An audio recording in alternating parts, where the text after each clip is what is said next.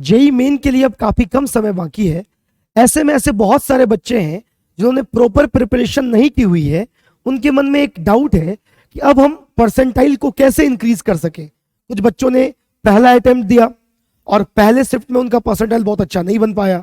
कुछ बच्चों ने पहले अटेम्प्ट में ही बहुत अच्छा परसेंटाइल स्कोर कर लिया, लेकिन अभी भी वो उस स्कोर से पीछे है जिस स्कोर पर उन्हें कोई कॉलेज अलॉट होगा। तो सबके मन में है कि परसेंटाइल इंक्रीज कैसे किया जाए। ये वीडियो वैसे बच्चों के लिए है जो पहले शिफ्ट में एवरेज परसेंटाइल स्कोर कर पाए हैं या बहुत अच्छा परसेंटाइल स्कोर नहीं कर पाए हैं। ये वीडियो टॉपर मटेरियल्स के लिए नहीं है, वैसे बच्चों के लिए नहीं है जिन्होंने पहले ही शिफ्ट में 97, 98 या 99 परसेंटाइल स्कोर किया हो।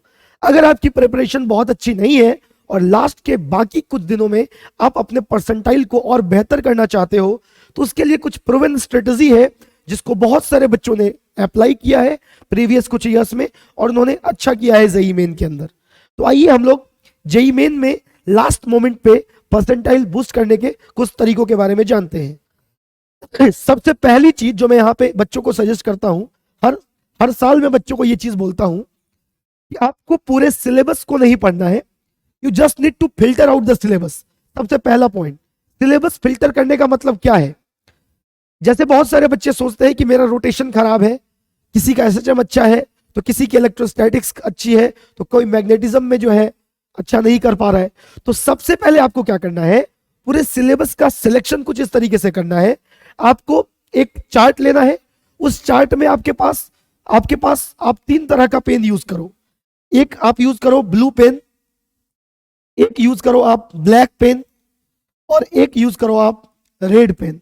एक आप ब्लैक यूज करो, ब्लैक यहां आएगा नहीं, मैं ब्लैक लिख देता हूं, और एक आप यूज करो रेड पेन। 3 कलर का पेन लो और पूरा जो सिलेबस है आपका, पूरे सिलेबस को फिल्टर आउट करो। सिलेबस कैसे फिल्टर आउट करोगे, कुछ ऐसे टॉपिक्स होंगे जो ऑलरेडी आपके अच्छे होंगे जिसमें आप क्वेश्चंस भी कर पा रहे हो। कुछ ऐसे टॉपिक्स होंगे जिनमें आप प्रीवियस ईयर क्वेश्चंस को भी बहुत अच्छे से कर पा रहे हो। कुछ ऐसे टॉपिक्स होंगे जो आपके पढ़े हुए तो है, लेकिन बस उसमें आपने क्वेश्चंस बहुत अधिक नहीं लगाए हैं, इसलिए वो आपके कॉन्फिडेंस में नहीं है, उन टॉपिक्स पर आपको कॉन्फिडेंस नहीं है। और कुछ ऐसे टॉपिक्स होंगे जो आपको बिल्कुल ही नहीं आ रहे होंगे, जो बिल्कुल आउट ऑफ रेंज होगा, जिसको आपने ना पूरे 11th 12th में कभी पढ़ा ही नहीं होगा, या पढ़ा भी होगा तो आपको कभी समझ में नहीं आया होगा। तो पूरे सिलेबस को 3 जोन में बांटने से मेरा मतलब है जिन टॉपिक्स में मैं कॉन्फिडेंट हूं, हो सकता है कि 2 ही टॉपिक में हूं, या हो सकता है कि बहुत सारे टॉपिक में हूं, या हो सकता है एक में भी नहीं हूं, तो बहुत ईमानदारी से पहले एक चार्ट बनाना है।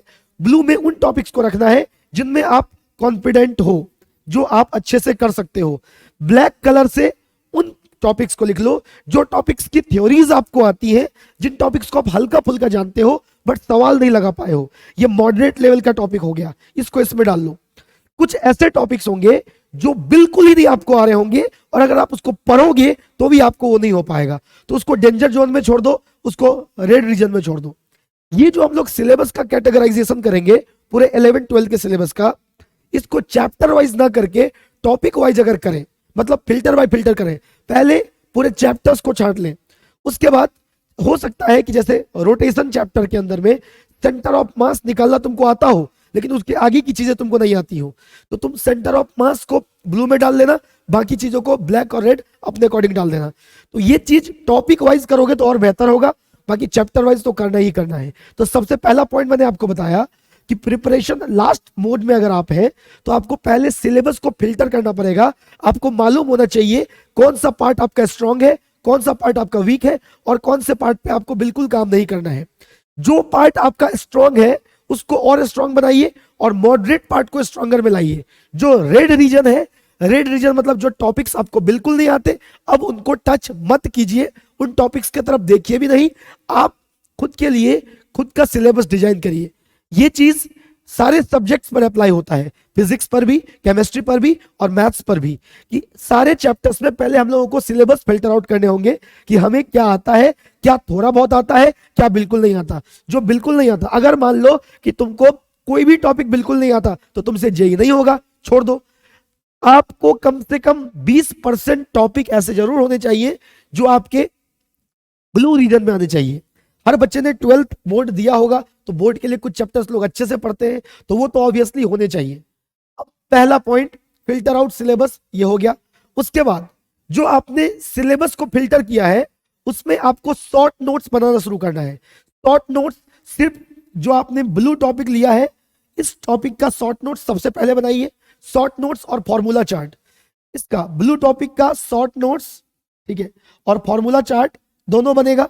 ब्लैक टॉपिक का भी, ब्लैक टॉपिक जो आपका है, जो टॉपिक्स आपको थोड़े बहुत आते हैं इसका भी शॉर्ट नोट्स और फॉर्मूला चार्ट बनाइए। और जिसको आपने सिलेबस से बाहर निकाल दिया है, रेड टॉपिक्स जो आपने 3 अलग अलग ग्रुप में कैटेगराइज किया है, इसका सिर्फ फॉर्मूला चार्ट बना लीजिए सरसरी निगाहों से। कुछ क्वेश्चंस ऐसे भी होते हैं जेई के अंदर में जो ब्लाइंडली फॉर्मूला बेस्ड होते हैं, आप वहां से इसको टैकल कर सकते हैं। इसका बस फॉर्मूला चार्ट बना के अभी छोड़ दीजिए, इसको याद वगैरह नहीं करिए।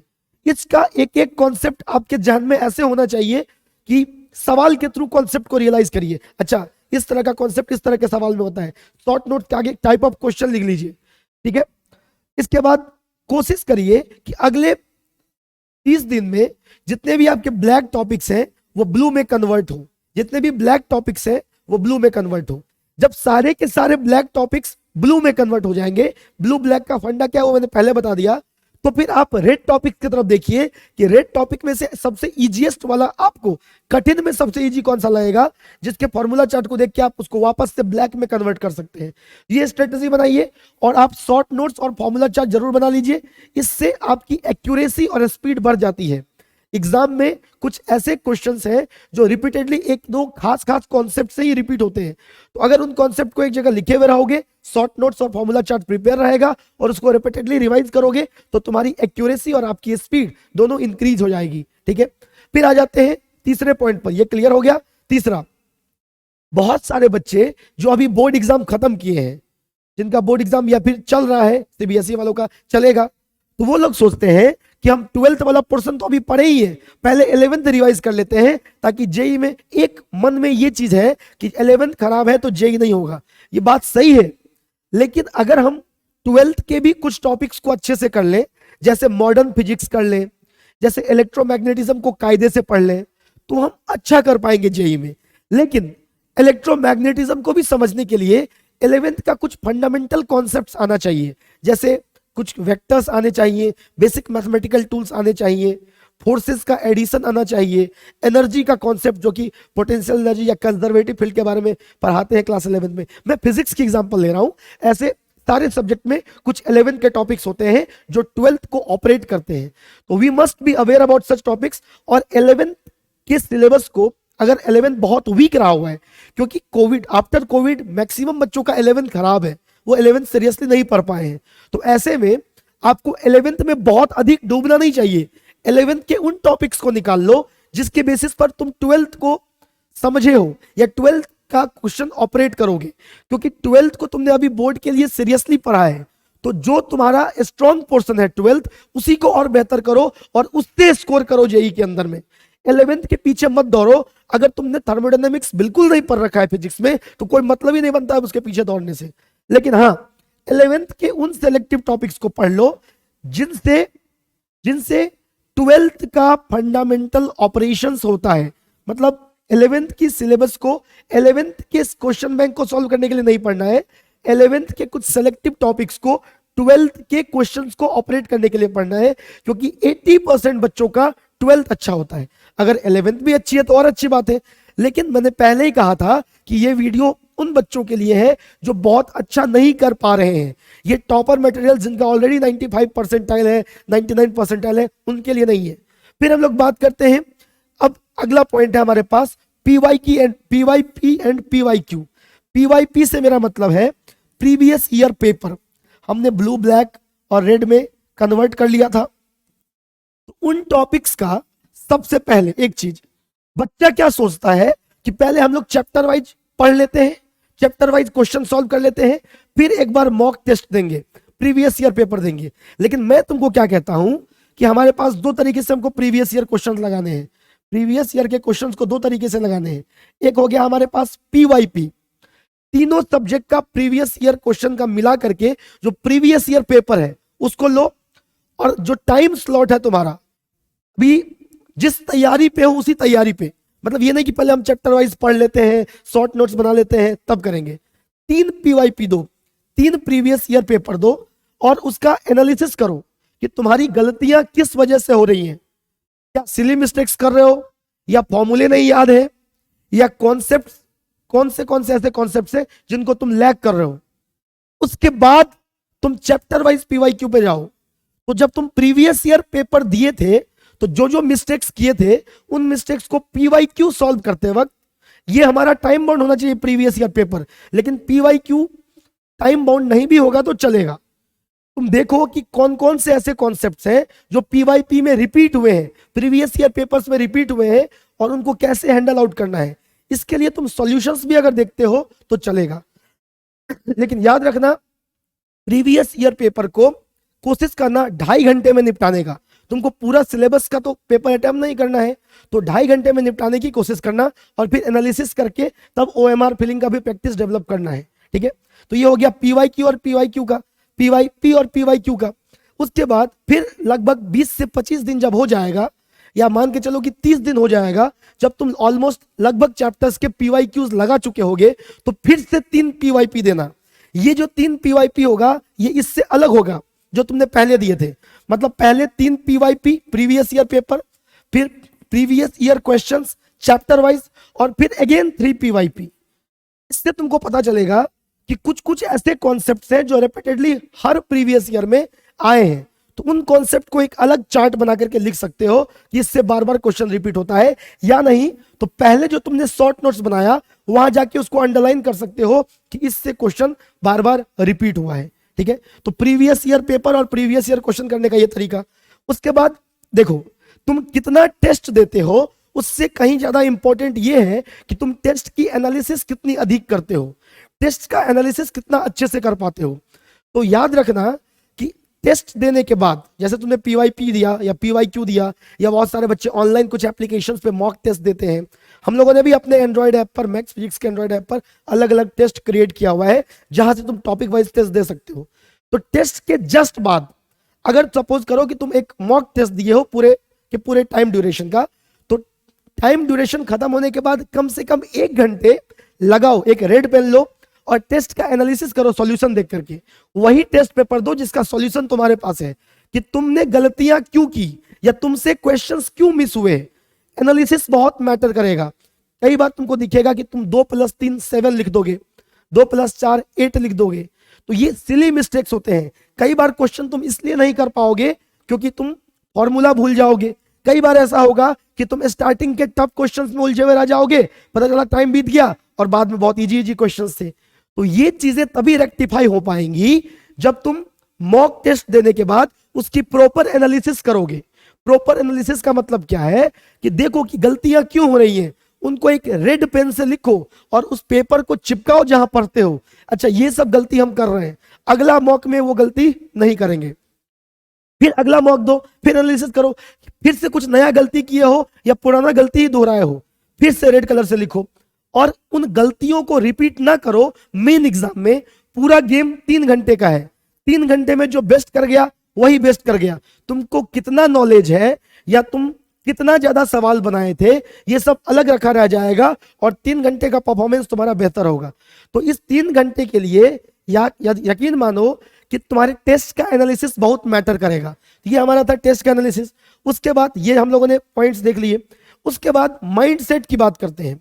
अब जैसे जेई के बारे में बहुत सारा बच्चा अलग अलग माइंडसेट लेकर के चल रहा है कि बहुत टफ एग्जाम है, मेरे मौसी के बेटा का नहीं हुआ तो मेरा कैसे होगा, सोहन का नहीं हुआ तो मोहन का कैसे होगा, मैथ्स बहुत टफ आता है, फिजिक्स बहुत टफ आता है, मेरा तो इस बार 96 परसेंटाइल आ गया है, छोड़ो मेरा क्या होगा, हम तो बहुत अच्छा ही करेंगे, मेरा तो इस बार 20 परसेंटाइल ही आया है, हमसे होगा ही नहीं। इन माइंडसेट को खत्म करो। एग्जाम है, बस एक एग्जाम है, बहुत टफ है या बहुत इजी ये मत सोचो। सिलेबस को जैसे सेलेक्टिव मैंने बताया वैसे करके प्रिपरेशन स्टार्ट करो, और ये बिल्कुल मत सोचो कि ये टफ होगा या इजी होगा, एकदम नहीं सोचना है, सबसे पहली चीज। दूसरा चीज, सोसाइटी के प्रेशर में मत आओ। जैसे सोसाइटी का प्रेशर कि मौसी बोल रही थी कि उसकी बेटी का नहीं हुआ, तुम देखो तुम हम कोचिंग नहीं किए हैं, मेरा दोस्त कोचिंग किया है, पता नहीं होगा तो पापा क्या सोचेंगे, मम्मी क्या सोचेंगी। इस चीजों से ऊपर उठ के अभी तुमको एग्जाम कैसे अच्छा होगा उस पर सोचना है। तो माइंडसेट मजबूत रखो। डेली हैबिट बनाओ पढ़ने का, छोड़ छोड़ के मत पढ़ो। जिस टाइम में एग्जाम दोगे उस टाइम में तो पढ़ने का आदत लगा के ही रखो, जो जो प्रोबेबल टाइम है तुम्हारे एग्जाम का। उसके बाद ये सोचो कि तुम बेस्ट करोगे और सबसे बेस्ट करोगे। तुम अपने कॉम्पिटिटर खुद होते हो, ये मैं बार बार कहता हूं। इस तरीके से अगर जिस बच्चे का माइंडसेट मजबूत है, तुम देखते होगे बहुत सारा बच्चा 32 परसेंटाइल से 99 परसेंटाइल चला जाता है, बहुत सारा 56 से 97 चला जाता है, और बहुत सारे 97 से 24 परसेंटाइल भी आते हैं। ये सारा खेल माइंड सेट का है। अगर तुम्हारा पहले का परसेंटाइल बहुत कम है तो बहुत निराश मत हो, और पहले का परसेंटाइल बहुत ज्यादा है तो बहुत खुश भी मत हो।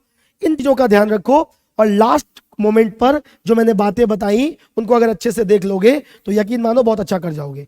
मतलब मैंने कहा कि लास्ट कुछ दिनों में अगर तुम जेई मेन में अपने परसेंटाइल को इंक्रीज करना चाहते हो तो तुमको 5 पॉइंट्स का ध्यान रखना पड़ेगा। सिलेबस को फिल्टर आउट करो, स्ट्रॉन्ग, वीक, और जो बिल्कुल तुमको नहीं आते उनको साइड कर दो, उन टॉपिक्स में फिल्टर आउट करो। हर चैप्टर की शॉर्ट नोट्स बनाओ और शॉर्ट नोट्स बना करके उनका फॉर्मूला चार्ट तैयार करो। 11th की सिलेबस को पूरी तरीके से मत पढ़ो, 11th के उन टॉपिक्स को पढ़ो जिनसे तुम 12th को ऑपरेट कर पाओगे। अगर पहले से पूरा 11th आता है तो बहुत अच्छी बात है। इसके अलावा PYQ और PYQ पूरे वीडियो में मैंने बताया कि प्रीवियस ईयर पेपर और प्रीवियस ईयर क्वेश्चंस को कैसे लगाने हैं। इसके साथ तुम कोई भी टेस्ट देते हो तो टेस्ट देने के तुरंत बाद उसकी प्रॉपर एनालिसिस करो। इसके अलावा स्ट्रॉन्ग माइंडसेट, एग्जाम हॉल में जाने तक, एग्जाम हॉल से आने तक, अभी से लेके उस समय तक का माइंडसेट बहुत स्ट्रांग होना चाहिए। तो मैंने ये 5 पॉइंट्स बता दी जिससे तुम जेई मेन में अपने परसेंटाइल को इंक्रीज कर सकते हो। पूरे वीडियोस में मैंने इसको एक्सप्लेन किया। ऐसे ही कुछ और वीडियो चैनल पे आने वाले हैं, परसेंटाइल क्या है, परसेंटाइल से रैंक कैसे निकलता है, और तमाम चीजें। अगर तुम्हारी ख्वाहिश हो कि किसी स्पेसिफिक चीज पर वीडियो बना दी जाए तो कमेंट सेक्शन में जरूर बताना। फिलहाल के लिए चैनल को सब्सक्राइब कर लेना ताकि सभी वीडियो तुम तक सही समय पर पहुंच सके। बहुत बहुत मोहब्बत तुम सभी लोगों को।